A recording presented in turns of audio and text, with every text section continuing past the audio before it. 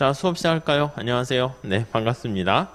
자, 우리 경제학 첫날 시작했잖아요. 그래서 간단하게 OT만 좀 말씀드리면 교재는 갖고 계신 그거 하시면 되겠고, 자세한 수업 진행 방식은 간평사 설명회를 우리가 했으니까 그것 좀 보시면 돼요. 근데 뭐 별거 없습니다. 예, 교재 간평사용으로 이론서뿐만 아니라 객관식 강의도 만들었거든요. 그래서 이론이야 뭐 사실은 기본서죠.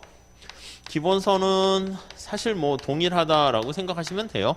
뭐 어쨌든 간평을 준비하든 공무원을 하든 무슨 뭐 회계사를 하든 기초는 사실 똑같이 출발하기 때문에 대동소이한데요.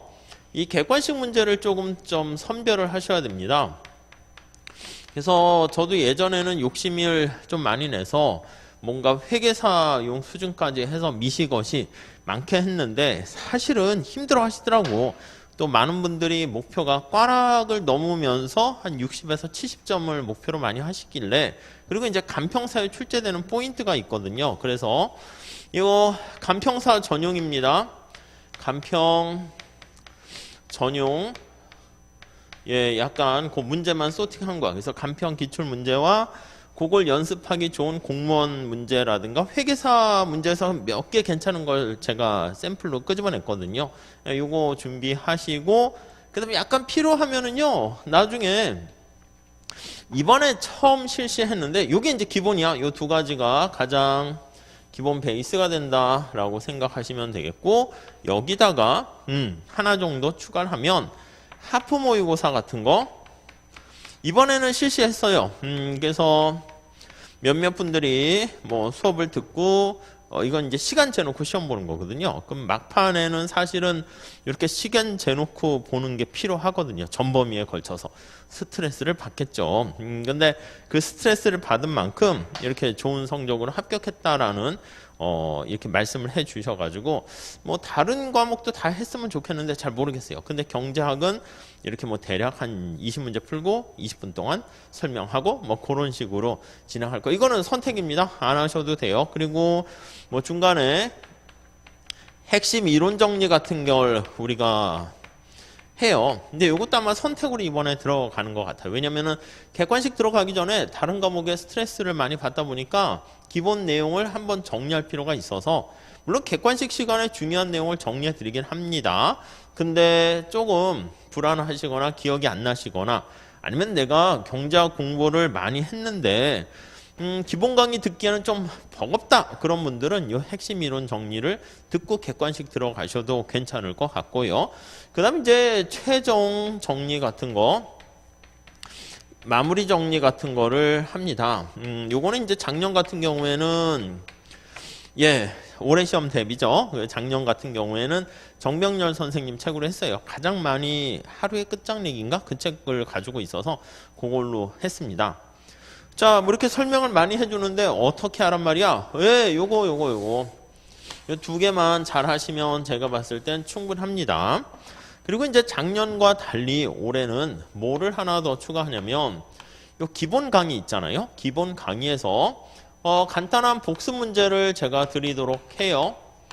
그래서 이 복습 문제 같은 경우를 많이 드리진 않을게요. 예전에 제가 복습 문제를 드리고 설명을 하려고 했는데 강의 시수가 좀 너무 늘어나게 되는 거예요. 왜냐면 문제 푸는데도 이게 시간이 좀 걸리니까. 그래서 제가 유튜브에 올려놓고 복습 같은 거 이렇게 그 강의를 보라고 이렇게 했는데, 그것도 약간 강의 보는데도 부담이 되더라고요. 그래서 이번 시간에는 복습 문제를 한 5문제에서 10문제, 말 그대로 이제 제대로 복습하시는가? 그리고 이제 사실 우리가 문제를 사실 풀어보셔야 되거든. 그래서 좀 쉬운 문제, 요거랑 이제 기본적인 간평 스타일 문제로 바꿔가지고 제가 낼 테니까 그것만 살짝 수업 시간에 설명할 거예요. 그래서 복습 문제는 오늘도 나눠드렸는데, 그거와 관련한 정답과 해설이 있는 거는 그 다음 시간에 제가 드릴 테니까 매번 수업 끝나면 나눠드리는 거를 한번 살짝 풀어보세요. 점수 매길 건 아니고 그냥 요런 문제가 있구나 라는 것만 감만 잡으시면 되겠습니다. 말 그대로 진짜 복습하는 걸로 생각하시면 되겠어요. 아셨죠? 그래서 요거는 제가 수업 시작할 때 잠깐 풀어드리면서 들어가도록 하겠습니다.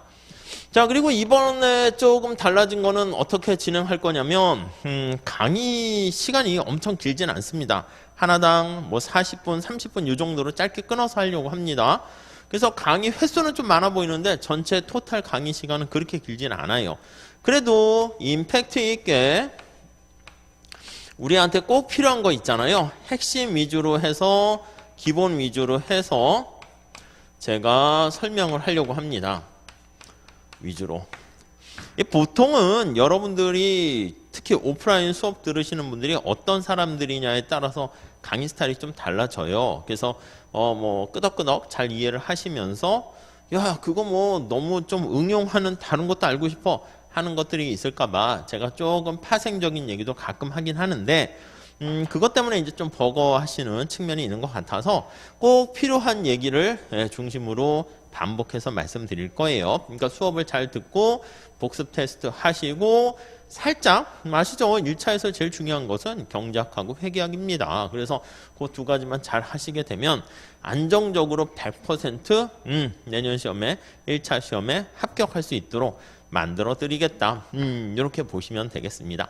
요거는 이제 나중에 뒤에 가면 이제 여러분들께서 스스로 셀프로 정리도 잘 하셨겠지만 마음이 불안하고 테스트, 우리 모의고사 같은 것도 있긴 하잖아요. 전국 모의고사 있는데 그런 것들에 대해서 여러분들께서 뭐 불안해 하시는 분들이 있을까봐 마무리 정리용으로 살짝 만든 겁니다. 그리고 우리 그 수업 계획서에 보면 카페가 하나 있습니다.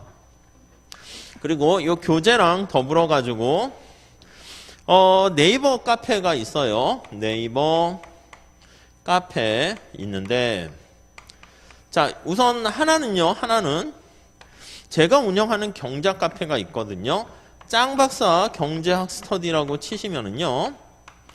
짱박사 경제학 스터디인가 이렇게 치시면 요거는 제가 운영하는 전용 경제학 카페가 되겠습니다. 그래서 여기서는 제가 뭐 경제학 관련된 과목들을 많이 수업을 해요. 뭐 회계사도 하고 노무사, 뭐 간평사도 하고 공무원도 하고 등등 하니까 여기에는 이제 다양한 여러 가지 질문이라든가 그런 것들도 볼 수는 있어요. 여기다 올려주셔도 되고 자, 그리고요, 또 하나는, 여기 뭐 제가 유튜브도 운영하는데, 그 유튜브에 보면은 여러 가지 관련된 동영상도 여기다 링크를 시켰어요. 왜냐면 유튜브가 좋긴 한데, 정신이 없어요. 보면 아시겠지만 재생 목록이 있는데, 그냥 뭐 브이로그나 그냥 재밌는 거 잠깐 막 찍을 때는 상관없지만, 이게 강의용으로 하려면 좀 뭔가 체계적으로 볼 수 있게 게시판이 있으면 좋은데, 그게 잘 안 돼 있어. 그래서 요 카페를 만들어서 거기다가 보기 좋게 마련한 것이다 라고 생각하시면 될 것 같고요. 자, 그래서 거기 보시면 되겠고 뭐 거기 보니까 포인트 노동 경작은 아니고 포인트 그냥 요거 짱박사 경작 스터디 요걸로 하시면 좋겠어요. 그리고 밑에 네이버 카페에서 간평사는 역시 프라임 그렇게 나와 있는데 간프라임이라고 있잖아요. 그거 이제 학원에서 만든 거예요. 그래서 역시 카페 네이버겠죠. 카페 네이버 .com 해서 간프라임입니다. 간프라임 이렇게 치시면 여기는 이제 우리 프라임에서 운영하는 카페인 것 같아요. 그래서 프라임 수강생 전용 카페예요. 전용 카페 이렇게요. 요 전용 카페는 바로 어떻게 보면 이제 등업까지 해야 되는데 아마 2차 하실 때도 많은 도움을 받으실 것 같아요. 저 같은 경우는 제 전용 게시판이 있는데요. 관련된 이런 복습 문제를 풀거나 참고할 만한 자료가 있으면 제가 여기다가 동영상 같은 거를 링크해서 올려드릴까 합니다. 그러니까 뭐 유튜브에 올리지 않고 여기다 올릴 테니까 나름대로 간평 경제학 뭐 비법 무슨 동영상 같은 거 있죠. 영상 원포인트 강의 같은 거 여기다가 올려놓도록 할게요. 아셨죠? 그러니까 뭐 그렇게 정리를 하시면 되겠습니다. 물론 요 카페 같은 거에다가 작년에 빡세게 해가지고 간평 기출문제 연도별 해설까지 해놨는데 그거는 객관식 끝나신 다음에 나중에 연도별로 이렇게 쫙 해서 보는 거 그거까지 하시면 더 좋겠어요. 아무튼 기본 이론 듣고 객관식만 잘 하셔도 고득점 합격하는 데는 별 어려움이 없겠다. 이렇게 보시면 되겠어요. 그리고 매번 이렇게 나눠드리는 문제 있잖아요. 좀 크게 나눠드리는 이 문제를 집에 가셔서 오늘 이렇게 진도 나갈 건데 약간 이게 좀 뭐야 이거 하는데 생각만 해보세요. 생각만 해보시고 대충 답이 뭘까? 체크만 살짝 해두시고 제가 이 문제는 이렇게 푸는 겁니다 라고 아이디어 말씀드리면 살짝 그 정도만 복습하셔도 제가 봤을 때는 충분하지 않나 하는 생각을 합니다. 아시겠죠? 자, 강의는요 우리 교재를 가지고 수업을 할 건데 제가 판서를 조금 하는 편입니다. 그래서 여러분들이 필기노트 같은 거 없습니까? 제가 봤을 때는 여러분들이 가능한 한 직접 필기를 하시는 게 좋습니다. 짱박사 경제학 필기노트 같은 게 있긴 있어요. 그래서 뭐 따로 있긴 한데 그거는 뭐 여기다가 링크 같은 거 제가 올려놓을 테니까 한번 보셔도 되는데 여러분들이 2차 시험까지 보셔야 되잖아. 우리가 1차만 있는 경우에는 뭐 이렇게 필기하고 손글씨 필요 없는데 2차 시험 있는 과목 같은 경우는 저는 직접 필기를 하시라고 권장합니다. 왜냐하면 이 글씨체도 중요하거든요. 그리고 수업을 들으면서 자기가 소화시켜서 필기를 하면서 제가 판서를 좀 깔끔하게 할 테니까 그걸 정리하는 것도 괜찮으니까 책에다 하는 것도 괜찮지만 남들이 필기한 거를 갖고 여러분들이 보는 것도 시간 세이브는 될 수 있지만 사실 길게 보면은 여러분들께서 직접 필기를 하시는 게 진짜 시간을 세이브하는 것이다. 이렇게 보시면 되겠습니다. 아시겠죠? 자, 뭐 이 정도 하고 궁금한 사항 있으면 여기 카페나 여기 공부하는 방법 등등등 거기다 질문 올려주시면 제가 성심성의껏 답변 드리도록 하겠습니다. 자, 오늘은 경제학이 뭔가 입문 강의 들으신 분도 있고 아닌 분도 있을 텐데 뭐 그거 안 들었다 생각하고 가볍게 보도록 하겠습니다. 자, 1페이지 가볼게요. 경제학의 본질과 사고방식 이쪽에서 보시죠. 자, 이쪽에서 보시면 챕터 1장 경제학의 본질과 경제학이 도대체 뭘 배우는 거야? 예, 그거랑 사고방식. 네, 요거에 대해서 한번 보도록 할게요. 경제학은 어떻게 접근하는가 보도록 하겠습니다. 자, 첫 번째 경제와 경제 문제 이렇게 있습니다.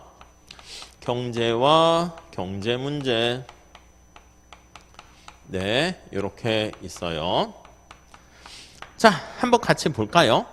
우리가 경제라는 것은요, 말 그대로 이 사람들이 모여 사는 경제 활동을 다루는 건데 경제 활동이 뭐냐라고 하면 자, 우리 인간의 경제 활동을 다룬다 이렇게 보시면 되겠습니다. 경제 활동. 아니 도대체 그럼 경제 활동이 뭔데? 우리가 생존을 위해서는 뭘 해야 됩니까? 뭔가를 먹어야 되잖아. 그걸 먹고 사용하는 걸 소비를 하는데 소비하기 위해서 뭔가를 만들어야 됩니다. 그래서 이 경제 활동이라는 것은 우리가 무엇을 생산을 합니다. 생산을 하면 그걸 통해 가지고 이제 나누는 거야. 생산된 거를 뭐 사회 구성원들이 인간들이 나누는 것을 분배한다 이렇게 얘기합니다. 분배를 하게 되면 그 분배된 걸 가지고 이제 사용하는 거죠. 그걸 소비라고 합니다. 누군가의 소비는 누군가에게 생산의 원동력이 됩니다. 저는 바나나를 먹고 싶습니다. 그럼 바나나가 필요하다는 걸 알고 사과는 별로 사람들이 싫어해. 그러면 사과 생산보다는 바나나를 생산하는 게 더 좋겠죠. 이해 가시겠습니까? 그래서 생산, 분배, 소비 이런 일련의 과정을 우리가 경제활동이다 이렇게 얘기합니다. 근데 중요한 것은요, 우리가 사용할 수 있는 생산을 하는 과정에서 마찬가지죠. 분배, 소비도 마찬가지인데 생산하는 과정에서 뭔가를 생산할 때 여러 가지가 자원이 희소합니다. 그래서 우리가 이게 생산과 필요한 자원이 희소해. 그래서 자원의 희소성, 여기서부터 사실은 모든 문제가 시작되는 겁니다. 자, 우리가 자원이라고 하면은요, 물건을 만드는데 필요한 어떤 원동력이 되는 건데, 사람의 노동력이 될 수가 있고요. 우리가 이제 땅을 파거나 바나나를 만든다라고 할 때도 뭔가 도구가 있어야 되지 않습니까? 그 도구를 자본이라고 얘기합니다. 자본, 도구라고 생각하세요.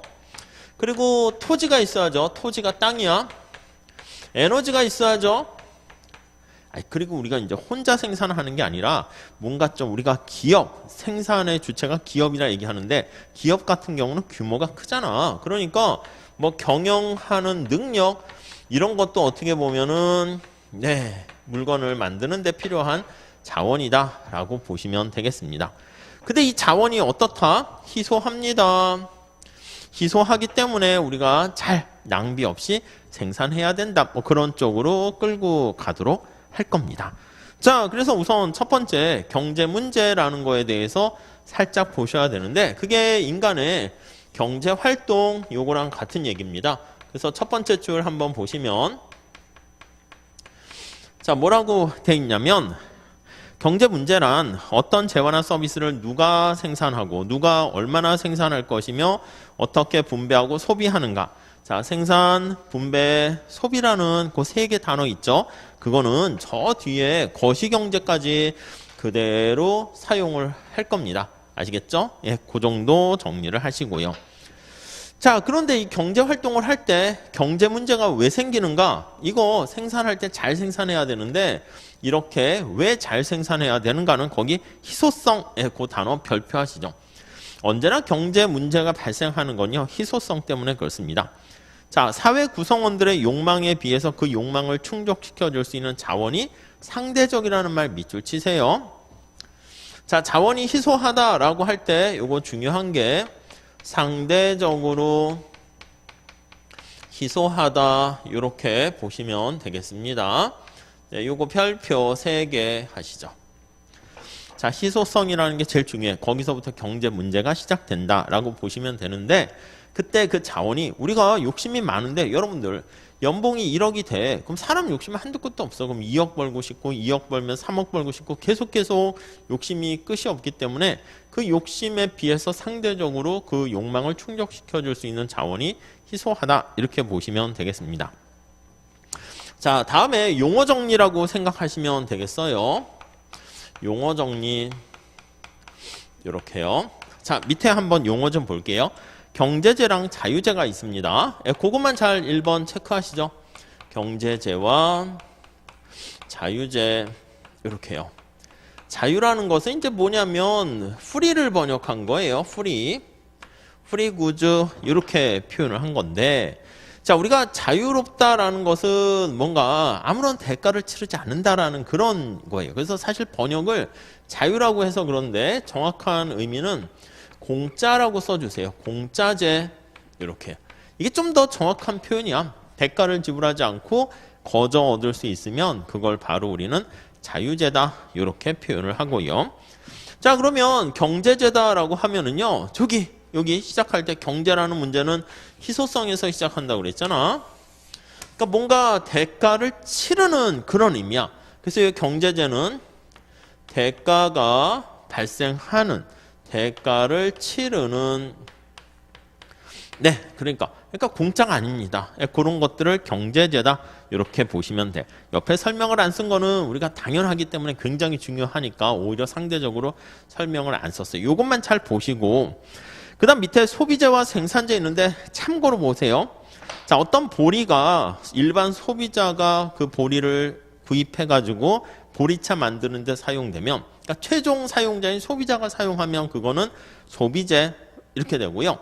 청량음료 회사에서 보리음료를 만드는 데 인풋으로 들어가면 그거는 생산재 이렇게 되는 거야. 그러니까 보리라는 것 자체가 어떻게 최종재입니까? 거기 나와 있는 생산재 아니면 중간 투입물입니까? 하는 거는 어떻게 사용됐느냐에 따라 결과가 달라집니다. 그 정도 보시고 자, 다음 서비스 용역이라고도 합니다. 서비스 용역 이렇게 얘기하는데 이것도 용어 정리 좀 해주세요. 그 앞에 이렇게 경제제, 자유제 뭐 이렇게 나와 있는 것은 재화라고 얘기합니다. 자, 여기서 재화랑 서비스 이런 표현을 쓰게 되는데 이런 것들은 재화, 자, 커머디티 이렇게 하게 되면 뒤에 상품 하는데 재화라고 얘기하는 것은 이게 눈에 보이는 거예요. 눈을 약간 그려주시면 되겠고 이 서비스는요 눈이 안 보여. 눈을 이렇게 그렸는데 이렇게 안대를 쓴 거라고 생각하시면 되겠습니다. 이렇게 네, 그러니까 이 경우엔 눈에 안 보입니다. 거기 보세요. 물건은 아니지만 사람들에게 쓸모가 있어서 경제재와 같이 돈이나 노력을 들여야 얻을 수 있는. 자, 그래서 밑에 예를 보세요. 의사의 진료 서비스 이거요. 의료 서비스 이런 거 보시면 되겠습니다. 아니면 여러분도 제 강의를 신청하시게 되면 강의 서비스를 얻게 되는 거죠. 강의 서비스 이렇게 생각하시면 되겠습니다. 저를 사가지고 가는 게 아니죠. 노예같이 사람의 뭐 노동을 사고 파는 게 아니라 제가 강의하는 서비스를 구입하는 것이다. 이렇게 보시면 돼요. 눈에 보이지 않는. 자, 밑에 맨 마지막 줄에 상품 그거 하나 밑줄 치시죠. 그래서 우리 앞으로 어떻게 하냐면 여기 나와 있는 눈에 보이는 것을 재화라고 그랬죠. 눈에 보이지 않는 것을 서비스라고 그랬습니다. 요 둘을 합쳐서 뭐라고 얘기합니까? 라고 하면 상품이다. 이렇게 얘기하는 거 알 수가 있겠습니다. 오케이? 이해 가시겠죠? 네, 그 정도 용어만 하시죠. 우리가 이제 상품이 뭐 이렇게 하면 상품이 뭐야? 뭐 회계 처리하는 그런 거보다는 우리 경작에서 재화나 서비스를 묶어서 표현한다 라고 보시면 되겠어요. 자, 그 다음 페이지. 이것도 우리가 용어 정리를 하기 위해서 보는 건데 4번에 본원적 생산 요소 이렇게 있습니다. 본원적이라는 것은 뭐 너무 심각하게 보지 마세요. 그냥 기본적이다 이렇게 보시면 되겠어요. 생산 요소. 저 앞에 우리가 뭔가 생산하는 과정에서 자원이 있어야 된다고 그랬잖아. 그래서 기본적으로 노동이라고 해서 L이라고 쓸 겁니다. 약자로 체크하시죠. 레이버의 약자예요. 그래서 이게 노동. 그래서 우리 사람을 고용해서 인적 자원이라고 표현을 하죠. 자, 그리고 거기 보시면 자본 K라고 쓸 겁니다. 원래 C라고 써야 되는데 뭐 독일어에서 K 뭐 자본론 할 때 다스 캐피탈 이렇게 얘기하는데 네, 그럴 때 이제 독일어에서 유래했다 보셔도 되겠어요. 그래서 그냥 K로 굳어졌어요. 이제 자본인데 우리가 앞에서 얘기한 것처럼 저 앞에 뭐라 그랬냐면 뭔가 생산할 때 사람들이 땅을 그때 직접 손으로 파는 게 아니라 도구가 있어야죠. 그래서 거기 보시면 캐피탈 구즈 이렇게 얘기하는데 자본으로서 우리가 도구다 이렇게 보시면 돼요. 뭐 기계, 생산, 설비 뭐 이런 거 있죠. 이런 것들이 자본 이렇게 생각을 하시면 되겠습니다. 자, 그래서 거기 바로 밑에 또 토지 이런 게 있는데 이런 것들은 신이 인간한테 준 어떻게 보면 자원이라고 볼 수 있는데 캐피탈은요 우리가 만든 거야. 도구니까. 그래서 인간이 만든 생산 수단 이렇게 보시면 되는데 우리가 생각할 때 야, 나 사업하려고 하는데 투자 자금 이런 거로 보시면 안 돼요. 여기서는 실물 자본입니다. 실물 자본으로서 우리 거시경작에서도 얘기할 텐데 거기서 뭐 금융 자본 같지? 너 주식에 투자할 때 자본 있니? 나 사업하려고 하는데 자본 있니? 그거는 금융이라는 말을 붙여요. 그래서 financial이라는 말을 쓰게 됩니다. 그래서 그럴 때는 그러니까 요건 실물 자본이니까 실물자를 빼도 돼. 그러니까 자본은 그냥 이렇게 생산 설비 도구라고 보시면 되겠고 그게 아니고 우리가 투자할 때 자본금 뭐 이런 거 얘기하게 되면 financial이라는 말이 보통 붙는다 이렇게 보시면 되겠습니다. 그 정도 정리하시죠. 자, 용어 정리를 했고요. 다음 두 번째. 자, 희소성과 기회비용 제목 잘 체크하시죠.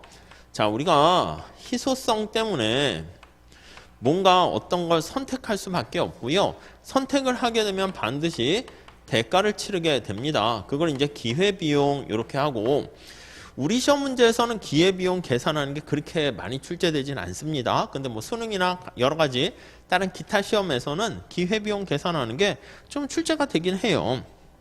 자, 기본 개념만 잡으시면 좋겠습니다. 자, 희소성이라는 게 모든 선택의 출발점이라고 생각하시면 돼. 여러분도 왜 간평사랑 무슨 뭐 변호사랑 회계사, 농사 많은데 왜 간평사를 선택했습니까? 시간과 노력과 뭐 체력과 돈이 제한돼 있으니까 간평사를 선택을 했겠죠. 간평사 시험을 선택을 했고, 간평사 시험을 선택할 때 또 공부하는 방법이 또 여러 가지 있지 않습니까? 나는 학원을 선택해야 되는데 어떤 학원을 선택할 것인가? 프라임을 선택할래? 아니면 뽀라임 학원을 선택할래? 뭐 이런 다양한 학원들 중에서 선택을 해야 돼. 돈이 많고 시간이 많으면 뭘 고민합니까? 모든 학원을 다 신청하면 되잖아. 내가 막 집에 막 100억이 있어. 그럼 뭘 고민해요? 모든 선생님 다 신청해서 그냥 다 들으면 되는 거지.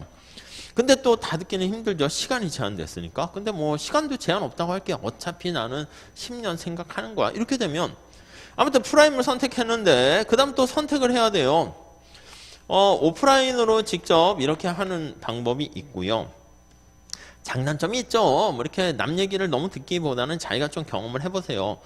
온라인이 적합한 사람이 있고 오프라인이 적합한 사람이 있어. 온라인을 하다 보면은 30분, 한 1시간 강의를 막 2시간, 3시간 듣는 사람이 있어요. 왜냐면 자꾸 반복해서 듣는다라는 어떻게 보면 핑계를 대긴 하는데 마음이 급하니까 또 배속으로 들어. 근데 사실 경제학과 회계학 이런 것들은 배속으로 들으시면 안 돼요.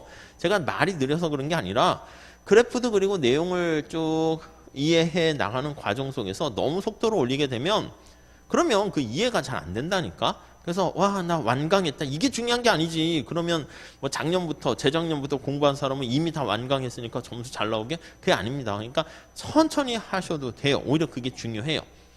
그리고 이제 온라인으로 이제 수강을 하게 되면 자꾸 인터넷이라는 정보의 바다에 빠집니다. 그러니까 그것도 자기가 알아야지. 내가 자꾸 온라인으로 들으니까 이거 안 되겠어. 그리고 자꾸 뒤로 미루게 돼. 그렇게 되면 오프라인으로 꾸역꾸역 나오는 게 맞고, 그걸 철저하게 잘 지키시는 분도 있거든. 그런 경우에는 굳이 뭐 코로나가 아직 완전히 종결되지 않은 상황에서 오프라인으로 하기보다는 온라인으로 듣는 것도 괜찮고, 그거는 여러분 상황에 맞춰야죠. 집이 학원에 가깝다. 오프라인 듣는 것도 괜찮죠. 근데 집이 너무 멀다. 왔다 갔다 한 3시간 낭비해야 된다. 그럼 온라인 듣는 것도 괜찮은 거죠. 아무튼 매 순간 이러한 선택을 해야 되는데 1년의 이런 선택 과정에서 왜 이렇게 선택을 해야 되는가? 앞에 나와 있는 이런 선택은 요 희소성 때문에 그렇다라고 보시면 되겠습니다. 자, 그래서 우리가 거기 1번에 보시면 경제적 효율성과 생산 가능곡선 이렇게 나와 있는데 동그라미 1번에 희소성 다시 한번 밑줄 치고 옆에 합리적 선택이라는 말도 밑줄 치세요. 자, 그러니까 우리가 자원이, 그러니까 여기 보시면 자원이 희소한 거야. 자원이 돈일 수도 있고 시간일 수도 있고 이 체력도 자원입니다. 어떻게 보면 에너지도 자원이야. 왜냐면 이게 시간이 가면서 작년, 올해 자꾸 공부하다 보면 체력도 자꾸 딸려요. 그러니까 이 자꾸 나이가 별거 아닌 것 같은데 그것도 체력적인 한계에 부딪힐 수 있기 때문에 그런 것들이 다 감안을 해서 우리가 잘 선택을 해야죠. 이 잘 선택한다라는 말은 좀 너무 좀 그렇잖아. 그래서 우리가 경작에서는 뭐라고 얘기합니까? 라고 하면 이 잘 선택한다라는 것을 거기 합리적인 선택을 한다 이렇게 얘기할 겁니다. 합리적인 선택을 한다. 합리적이 레셔널 이렇게 표현을 하게 되거든요.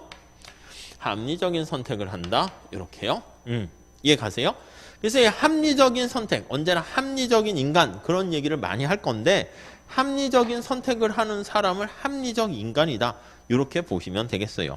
저 뒤에서 우리가 다시 얘기할 건데 합리적인 선택을 한다라고 하면은요 기본적으로 어떤 게 합리적이냐라고 하면 내가 간평사 시험에 합격하기로 했어. 그러면 어떻게 합격하는 게 제일 좋냐면 최소의 비용으로 최단 기간에 합격하는 게 제일 좋은 거야. 당연한 얘기 아니겠습니까?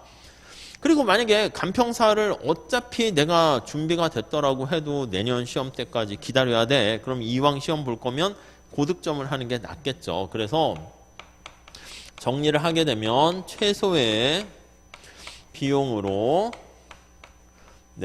최대의 성과를 얻게 되는 거, 요거 최소 비용 이거는 뭐냐면 minimize라는 말을 쓸 거예요. 그리고 최대 성과다 maximize 이런 말을 쓸 거예요. maximization 이렇게 쓸 겁니다. 명사화 시키는 거야. 그래서 이것도 minimization 이렇게 얘기를 할 겁니다. 우리 경작에서 많이 사용하는 용어입니다. 그래서 알아두셔야 돼. minimize 이거를 최소화 한다. 명사야. 극소화 이렇게 표현을 하게 돼요. 자, 여기 나와 있는 maximization 이거는 최대화. 그리고 이렇게 수업 들으실 때도 필기도 하시면서 또 언제나 이렇게 읊조리세요. 그래서 입에 조금 익숙하게 붙이셔야 돼요. 극대화 이런 표현입니다. 나중에 우리 이 두 가지를 합쳐서 최대, 최소 이걸 합쳐서요. 뭐라고 표현할 거냐면 최적화라는 말을 쓰게 될 겁니다. 그래서 최적화는 optimization 이렇게 사용하시면 되겠습니다. 아시겠죠? 네. 자, 그래서 밑에 2번에 효율적인 그 말도 같은 말이야. 그래서 효율적이라는 것은 우리가 여러분 아니 시험 공부를 할 때 잘 선택해야 되냐 왜 이렇게 고민하냐면 낭비를 없애려고 하는 거야. 지금 동의어입니다. 합리적인 선택을 한다. 최소 비용으로 최대 성과를 얻게 되는 것이고 최소, 극소, 최대, 극대화, 최적화라고 얘기하는데 이 얘기를 우리가 같은 말로 아울러 가지고 효율적이다 이렇게 얘기할 겁니다. 그래서 경제학에서는 효율성을 많이 추구하게 됩니다. 효율적이라는 것은 쉽게 생각하시면 뭐라고 볼 수 있냐면 낭비가 없어. 이렇게 정리를 하시면 되겠어요. 자, 그래서 우리가 참고로 독점 시장은 비효율적이다. 그 말이 무슨 말이에요? 그래서 참고로 할게요. 참고로 독점은 나쁘다. 우리가 이제 비효율적이다. 이렇게 얘기하는데 자, 이 얘기는 뭐라고 표현할 수 있냐면 독점이 비효율적이다. 비효율적이라는 것은 낭비가 있어. 이런 뜻이야. 나중에 하겠지만 독점이라는 것은 기업이 하나 있는 거야. 홀로 독자예요. 모노라는 게 기업이 한 개. 자, 기업이 한 개 존재하게 되면은 당연히 어떻게 됩니까? 뭐 다 그런 건 아니지만 나태해질 가능성이 있습니다. 뭐 그렇지. 아니 신입사원을 뽑는데 한 명밖에 없어. 경쟁률이 1대1이야. 그럼 뭐 준비를 잘 안 하죠. 나 안 뽑으면 뭐 뽑을 사람도 없고 너네가 꼭 필요한 사람이다. 그러면 그냥 준비 안 하게 되는 것이죠. 이해 가시죠? 그래서 경쟁이라는 게 필요해. 이 정치도 마찬가지야. 절대 권력은 절대 부패한다는 게 경쟁자가 없게 되면 나태해지는 겁니다. 낭비를 하게 되는 거예요. 네, 자, 그 정도 보시죠. 자, 여기서 효율적이다라는 얘기는 최대 효과의 원칙, 최소 비용의 원칙, 예, 같은 말이고 그게 최적, 합리적 같은 말입니다. 자, 밑에 참고에 우리 경제학의 기틀을 마련한 사무엘슨이라는 학자는요. 경제 원칙을 무시하고 자원을 낭비라는 말 쓰세요. 동그라미 치세요. 낭비. 오용한다, 잘못 사용하는 거, 그게 비효율적이죠. 그게 비효율의 죄를 짓는 것이다. 그래서 거기 범법자부터 해서 정책 담당자인데 정책 담당자가 어쩌다 한 번 시행착오 하는 건 괜찮아. 그럴 수 있어. 인간의 능력이 한계 있으니까. 근데 매번 시행착오를 한다? 그것도 낭비야. 국민의 혈세를 낭비하는 거 아니겠습니까? 그 위에 다음에 뭐 난림공사, 부정부패, 정치인 등등등 이렇게 다 나와 있습니다. 네, 그 정도 보시면 되겠고. 자, 그래서 매 순간 이렇게 직면하는 선택에서 합리적 선택을 해야지 성과 결과도 좋게 된다. 이렇게 보시면 되겠습니다. 자, 그 밑에 생산 가능 곡선이 있는데 그거는 밑줄 치세요. 사실 시험 문제 거리는 그게 이제 1번으로 출제 가능성이 있죠. 기회비용과 희소성을 고려해서. 이게 이제 우리가 앞에 얘기했던 효율성, 네, 그거를 잘 표현하는 대표적인 어떤 그래프가 되겠습니다. 자, 옆에다가 용어 정리 좀 할게요. 생산이잖아. 프로덕트입니다. 프로덕트. 가능이야. 파서빌리티. 곡선이야. 커브 이렇게 돼 있습니다. 그래서 약자로요. PPC 이렇게 많이 사용하게 돼요. PPC 이렇게 사용을 하게 됩니다. 오케이? 이해 가시겠죠? 자, 이게 뭔가요? 라고 하면은 한 국가가 생산할 수 있는 재화가 무수히 많은데 우리 경제학에서는요. 재화를 X축과 Y축에만 이렇게 두 개만 이렇게 표현을 할 겁니다. 세상에 두 개만 있다고 얘기할 거야. 여기는 X제, 여기는 Y제. 그래서 우리가 언제나 생각하는 게 이 두 재화가 무엇인가를 보는 게 중요합니다. 세상에 남자는 2명밖에 없어. 뭐 남자친구 있으면 나머지 기타 등등. 아빠부터 동생 다 여기 들어가 있는 거야.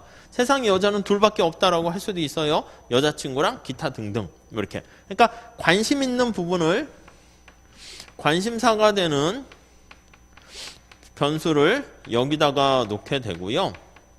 그리고 요거는 이제 어떻게 되냐면 비교 대상이야. 기타 등등이 여기 다 포함되어 있습니다. 그래서 흔히 우리가 재화로 표현할 땐요. 이게 사과다 그러면 여기는 사과를 제외한 나머지 다 해가지고 이거를 이제 복합제 이렇게 얘기합니다. 복합제. 그래서 경작에서 뭐 복합제 이런 얘기 나오게 되면 바로 그 의미다라고 생각하시면 돼요. 자, 그래서 우리가 뭐 역시 마찬가지야. 내가 간평사 시험 준비를 하는데 1차 과목은 2개밖에 없어요. 무슨 과목? 경제학.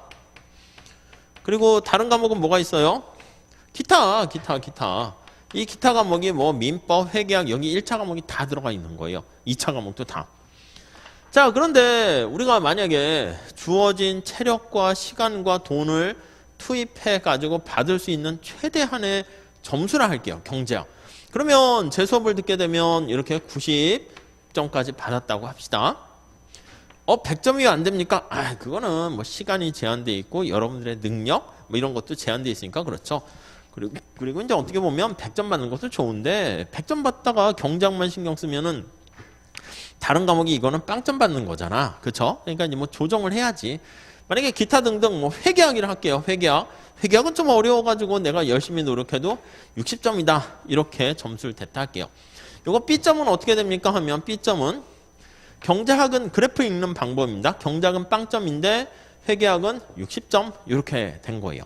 내가 선택 가능한 저기 보시면 생산 가능이잖아. 선택 가능한 영역을 표시를 하려고 하는데 영역은 A점에 해당하는 게 경제학 90점에다 다른 과목 빵점 이렇게 선택할 수도 있고 B점은 경제학은 빵점인데 회계학은 60점 이렇게 받은 점수가 될 수 있어요.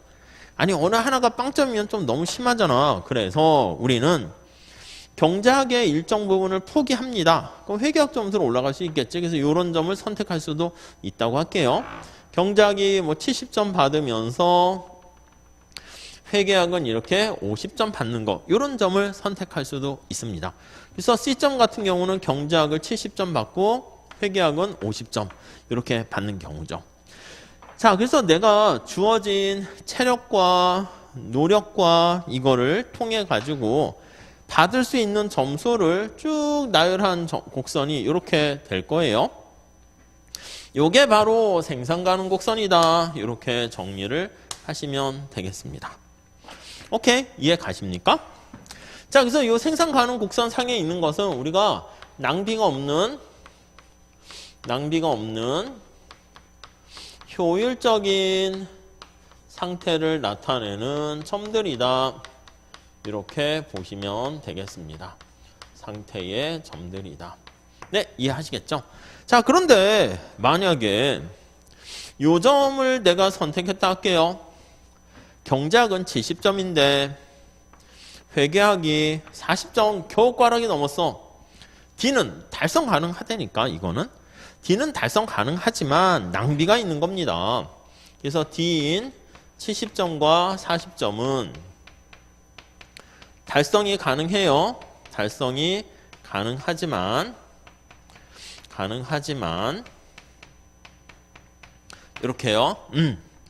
그리고 하나 필기할 때요. 뭐 이쁘게 안 하셔도 돼. 만약에 필기하는데 뭐 이렇게 수업을 놓친다 그러면 차라리 필기 안 하셔도 되고, 아니면 근데 제가 생각할 때는 첫 번째 필기할 때는 연습장이나 공책에다가, 물론 필기를 빠르게 잘 컬러풀하게 하시는 분은 그렇게 하셔도 돼. 근데 이제 한 가지 색깔로 해서 제가 탄서하는 거나 내용하는 거 끌적끌적 하세요. 그 다음에 그날 배운 거는 그날 복습하셔야 되거든. 그럴 때 중요한 내용을 책에다 옮겨 쓰시거나, 그것도 괜찮습니다. 책 넘기시면서 중요한 거 볼 수 있으니까. 아니면 지금 단계에서 무슨 서브노트 그렇게까지 할 건 아니거든. 그러니까 우리가 집중을 하려면 필기를 하시면서 따라오시는 게 중요한데, 필기하다가 강의를 놓친다 그럴 수가 있거든. 그런 경우에는 필기를 대충대충 하세요. 그러니까 한 가지 색깔로 컬러풀하게 안 하셔도 되고요. 아셨죠? 자, D와 같은 점은 여기죠. 70점과 40점 달성 가능해요. 근데 최선을 다한 건 아니지. 낭비가 존재한다. 이렇게 되는 거죠. 낭비를 뭐라 그랬습니까? 비효율적이다. 제가 이렇게 말씀을 드렸죠. 비효율적인 상태에 빠져 있다. 자, 그러니까 우리가 정리를 다시 하면 주어진 자원과 노동과 이런 거 시간을 투입해서 최대한 생산할 수 있는 점들을 나타내는 게 생산 가능 곡선이야. 하나만 더 할게요.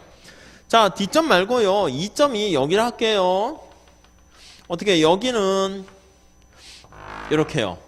2점은 70점 받고 60점 받는 거 가능합니까? 안 되는 거지. 왜냐면 내가 지금 가지고 있는 능력 가지고는 2점은 도달할 수가 없습니다.